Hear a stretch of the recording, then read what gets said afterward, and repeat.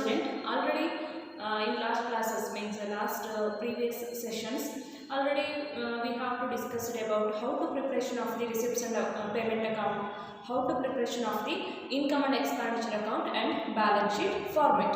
In this session we shall learn about problems on preparation of the receipt and payment account.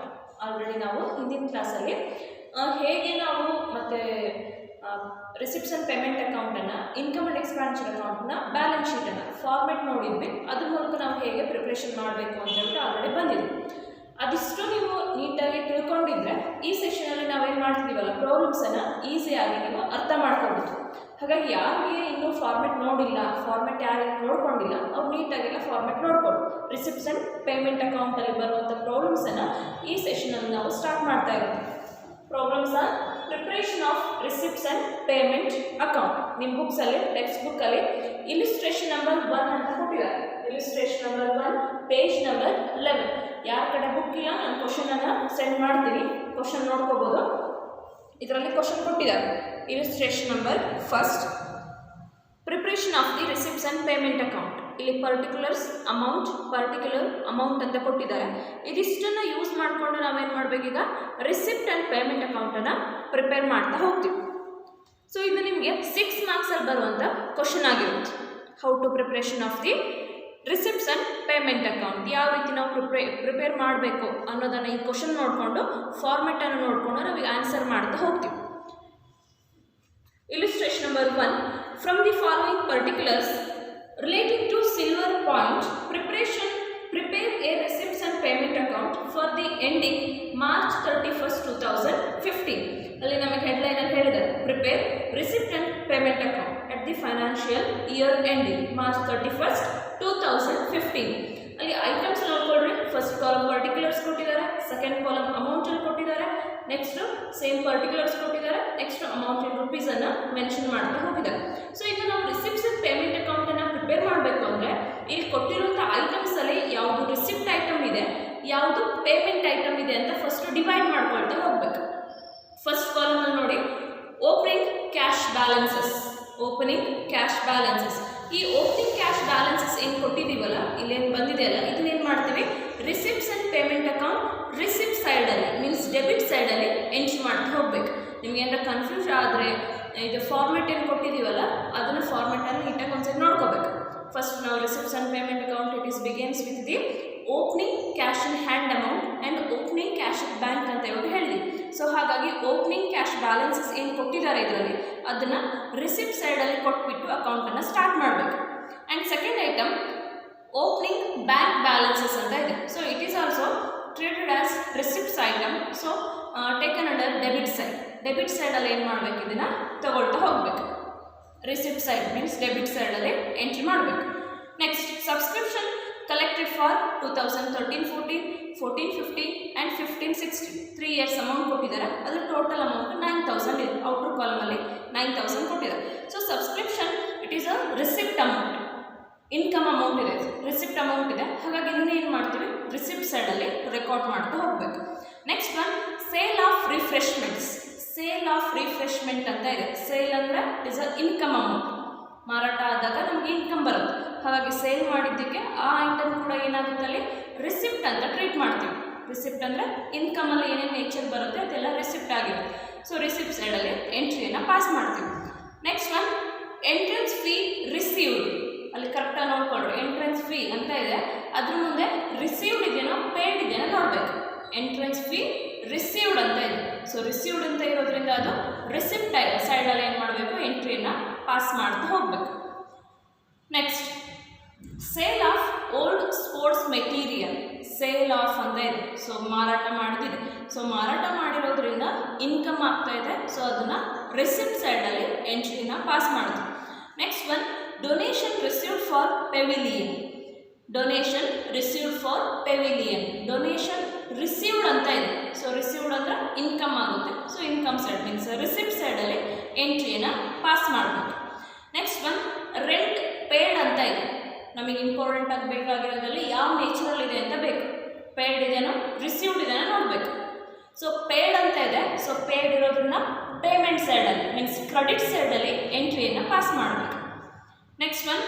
Materials purchases means expenditure item, ಇದು ಕೂಡ payment ಸೈಡಲ್ಲಿ entry ಆಗುತ್ತೆ, credit ಸೈಡಲ್ಲಿ ಬರುತ್ತೆ. Purchase of refreshment, purchase entry, it is also payment nature item, so recording under credit side. Next one, expenses for maintenance. Expenses for maintenance of tennis ಕೋರ್ಟನ್ನು maintain ಮಾಡೋಕ್ಕಾಗಿರುವಂಥ expenses. So ಇದರಲ್ಲಿ main ಹೆಡ್ಲೈನಲ್ಲಿ ಹೇಳ್ಬಿಟ್ಟಿದ್ದಾರೆ expenses ಅಂತ ಇದೆ. So expense ಅಂತ ಇರೋದ್ರಿಂದ ಇದನ್ನು ಕೂಡ ಪೇಮೆಂಟ್ ಸೈಡಲ್ಲಿ ಎಂಟ್ರಿಯನ್ನು ಪಾಸ್ ಮಾಡಬೇಕು. ನೆಕ್ಸ್ಟ್ ಒನ್, ಸ್ಯಾಲ್ರಿ ಪೇಡ್ ಇದೆ. ಸೊ ಪೇಮೆಂಟ್ ನೇಚರಲ್ಲಿದೆ, ಇದು ಕೂಡ ಪೇಮೆಂಟ್ ಸೈಡೇ ಬರುತ್ತೆ, ಕ್ರೆಡಿಟ್ ಸೈಡ್. ಟೂರ್ನಮೆಂಟ್ ಎಕ್ಸ್ಪೆನ್ಸಸ್ ಇದೆ. ಸೊ ಎಕ್ಸ್ಪೆನ್ಸ್ ಇರೋದ್ರಿಂದ ಪೇಮೆಂಟ್ ನೇಚರ್ ಇರೋದ್ರಿಂದ ಪೇಮೆಂಟ್ ಸೈಡಲ್ಲಿ ರೆಕಾರ್ಡ್ ಮಾಡ್ತೀವಿ. Next office expenses, it is also payment nature item, so recording under credit side. Next closing cash in hand closing balances ಕೊಟ್ಟಿದ್ದಾರೆ. Receipts and payment account, it is closing with the closing cash in hand and closing cash bank ಅಂತ ಹೇಳ್ತೀವಿ.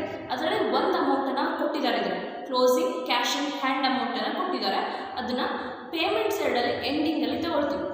ಇನ್ನು receipts ಐಟಮಲ್ಲಿ payment ಐಟಮನ್ನು deduct ಮಾಡಿದಾಗ, minus ಮಾಡಿದಾಗ ಒಂದು balance amount ಉಳಿಯುತ್ತೆ. ಆ balance ಅಮೌಂಟನ್ನು ಕ್ಲೋಸಿಂಗ್ ಕ್ಯಾಶ್ ಅಟ್ ಬ್ಯಾಂಕ್ ಅಂತ ಕೊಡಬೇಕು. ಕ್ಲೋಸಿಂಗ್ ಕ್ಯಾಶ್ ಅಟ್ ಬ್ಯಾಂಕ್ ಅಂತ ಟ್ರೀಟ್ ಮಾಡಿ ಅಕೌಂಟನ್ನು ಫುಲ್ಫಿಲ್ ಮಾಡಬೇಕು. ಇಷ್ಟು ಐಟಮನ್ನು ನೋಡ್ಕೊಂಡು ನಾವೀಗ ಆನ್ಸರನ್ನು ಪ್ರಿಪೇರ್ ಮಾಡ್ತಾ ಹೋಗ್ತೀವಿ. ಸೊ ಸೊಲ್ಯೂಷನ್ ತಗೊಳ್ರಿ.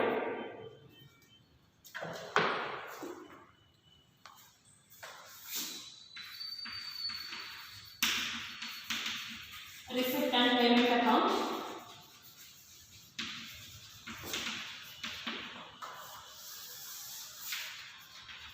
For the year end March 31st, 2015, March 31st, 2015.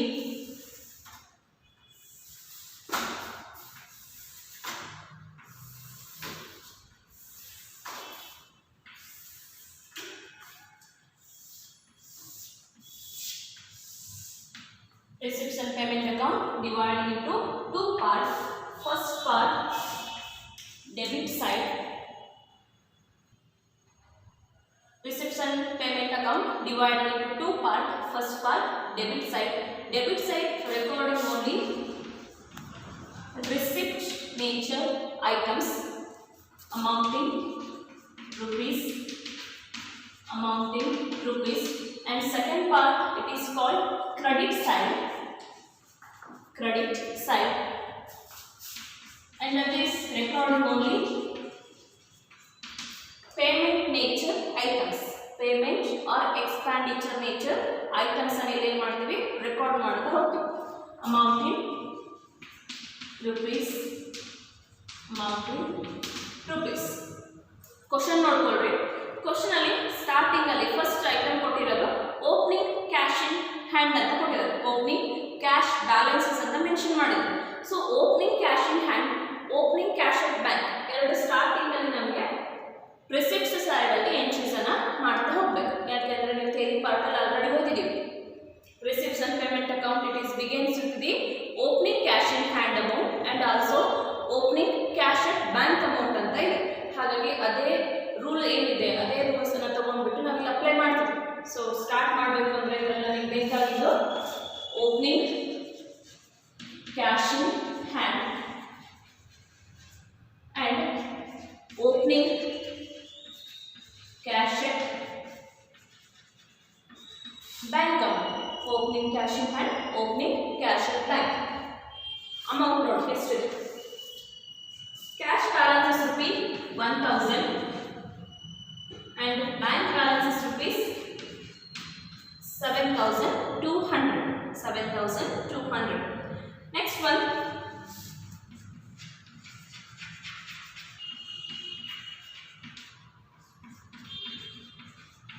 subscriptions 3 years dana mention ಮಾಡಿದ್ದಾರೆ. 2000 13-14, 2014-15 and 2015-16. First year amount 500, second year amount 7,600 and third year amount 900. Total subscription amount 9,000.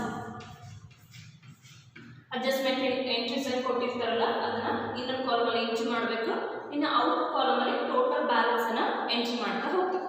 Next one sale of refreshments. Sale of refreshment ಅಂತ ಇದೆ. So refreshment ಇಂದ ಬಂದಿರುವಂತ ಅಲ್ಲಿ sale ಮಾಡಿರುವಂತ income amount ಆಗಿರುತ್ತೆ. So income nature ಇರೋದ್ರಿಂದ receipt side ಅಲ್ಲಿ entry ಮಾಡಬೇಕು. To sale of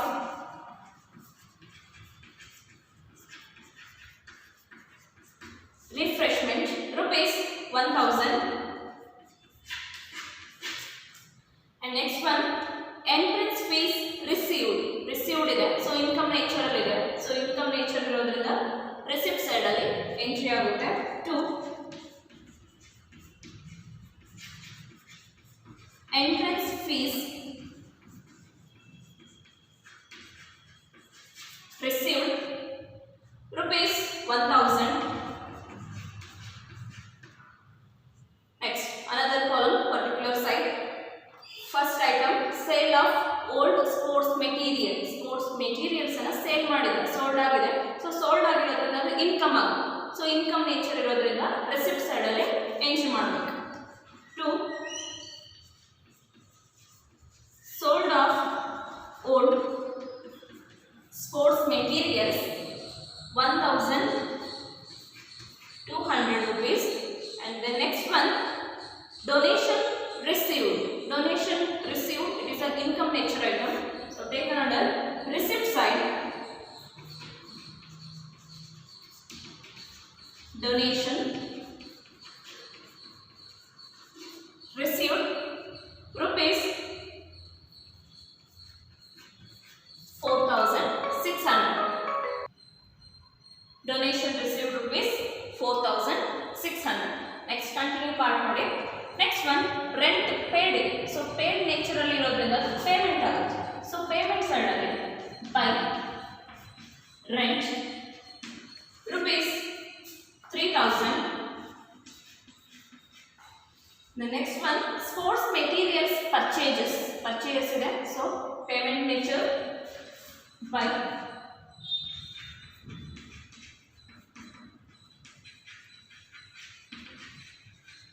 sports materials purchases rupees 4,800. The next one purchase of refreshment purchase ಅಂತ ಇದೆ. ಸೊ ಪರ್ಚೇಸ್ ಇರೋದ್ರಿಂದ payment nature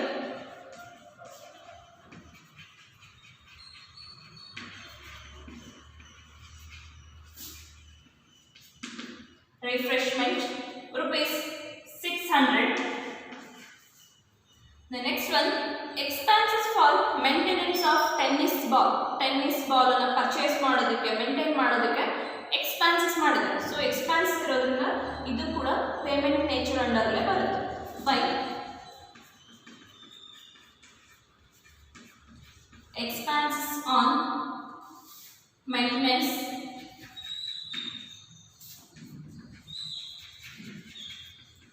of tennis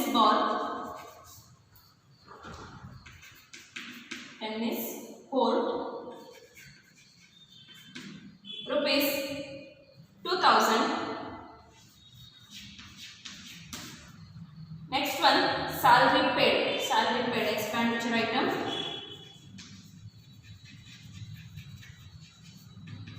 by salary rupees 2,500. Next tournament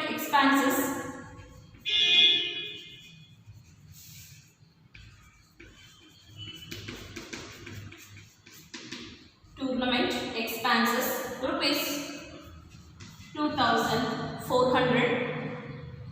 Next one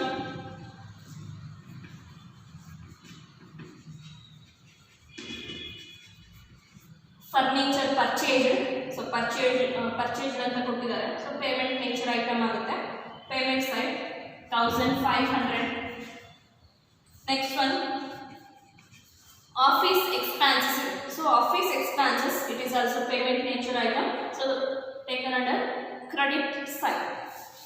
Office expenses rupees 1200, rupees 1200. Then last item, closing cash in hand, receipts and payment account. It is closed with the closing cash in hand amount and closing cash at bank amount. Already ನಿಮಗೆ theory part ಅಲ್ಲಿ ಬಂದಿದೆ. So ಇಲ್ಲಿ ನಮಗೆ closing cash in hand ಕೊಟ್ಟಿದ್ದಾರೆ. Already closing cash in hand amount 400. ಇದು ನಮಗೆ ಬೇಕಾಗಿರೋದೇನೀಗ closing cash at bank ಬೇಕು. ಯಾಕಂದ್ರೆ ಸ್ಟಾರ್ಟ್ ಆಗಿರೋದಿಲ್ಲ. Opening cash in hand amount ಇದೆ, ಓಪನಿಂಗ್ ಕ್ಯಾಶ್ ಅಟ್ ಬ್ಯಾಂಕ್ ಇದೆ. ಸೊ ಎಂತಾಗಬೇಕು ಅನ್ನೋ ಎರಡು ಅಮೌಂಟ್ ಬರಬೇಕು. Closing cash in hand, closing cash at bank amount ಬರಬೇಕು. ಸೊ ಈಗ ಕ್ಲೋಸಿಂಗ್ ಕ್ಯಾಶ್ ಅಟ್ ಬ್ಯಾಂಕ್ ಅಮೌಂಟನ್ನು ಫೈಂಡ್ ಔಟ್ ಮಾಡಬೇಕು ಅಂದ್ರೆ ಇದನ್ನಿಷ್ಟು ಟೋಟಲ್ ಮಾಡಿಕೊಂಡು ರಿಸಿಪ್ಟ್ಸ್ ಅನ್ನು ಟೋಟಲ್ ಮಾಡಿಕೊಂಡು ಪೇಮೆಂಟ್ ಅಮೌಂಟನ್ನು ಮೈನಸ್ ಮಾಡಿದರೆ ಅದರಲ್ಲಿ ಬ್ಯಾಲೆನ್ಸ್ ಬರುತ್ತೆ. ಆ ಬ್ಯಾಲೆನ್ಸ್ ಅಮೌಂಟ್ ನಮಗೆ closing cash at bank amount ಆಗಿರುತ್ತೆ. Closing cash at bank amount. So total of receipts and payment accounts 25,000.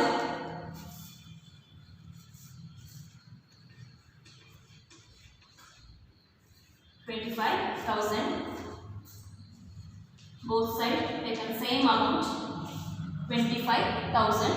25,000 minus 3,000 minus 4,800 minus 600 minus 2,000 minus 2,500. Same procedure ಎಲ್ಲ ಮೈನಸ್ ಮಾಡ್ತಾ ಹೋಗ್ಬೇಕು. ಮೈನಸ್ ಮಾಡ್ತಾ ಹೋದಾಗ ಒಂದು ಬ್ಯಾಲೆನ್ಸ್ ಅಮೌಂಟ್ ಬರುತ್ತೆ. Balance amount 6,600. 6,600 ಏನು ಆನ್ಸರ್ ಬಂತಲ್ಲ ಇದಕ್ಕೆ ಮೆನ್ಷನ್ ಮಾಡಿ.